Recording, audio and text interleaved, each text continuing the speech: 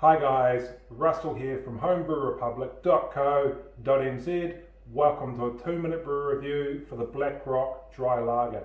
We're going to check out the kit itself, the finished product, and any special instructions you'll need to get this brew fermenting. This is the kit itself. It's a standard 1.7 kg tin of extract brewing malt. The factory yeast comes under the lid, and according to the description, what we're brewing is a light coloured and refreshingly dry lager with a crisp, clean finish. Let's check out the finished product. Here we go guys, what you can see here is the finished product. The SRM for this brew is a 3, which is really low. So what we've got is a really light, bright golden colour, and our international bitterness units is 16 out of a scale of 100.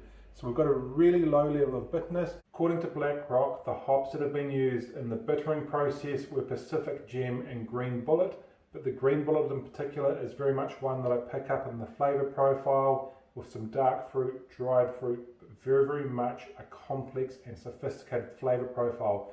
On that note though, I would say it's a very light flavour profile alongside a very delicate malt character, which very much builds into that really clean, crisp and easygoing brew to drink. The only other ingredient you need to get this brew fermenting is a source of fuel for fermentation, and you've got some options.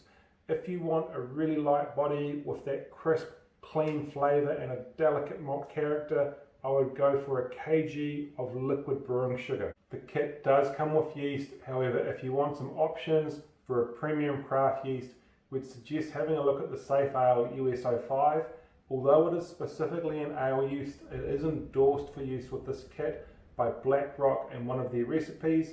The other option we would suggest you have a look at is the Mangrove Jacks M54 Californian Lager yeast, which will really build into that crisp, clean finish that the brew is designed for. One optional ingredient we would really encourage you to have a look at, especially if you like the dry character of this brew, is the Mangrove Jacks Dry Enzyme.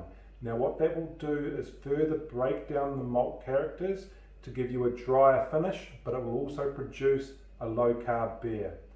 All that said, the only other special instruction you need to be aware of is the fermentation temperature. This kit, using the factory yeast, has a recommended fermentation temperature of 18 to 28 degrees. Of course, we'd suggest you stick to the low end of that, between 18 and 22 degrees for best results. All in all, this was a great brew that our friends enjoyed, and we hope you do too. Cheers. Cheers!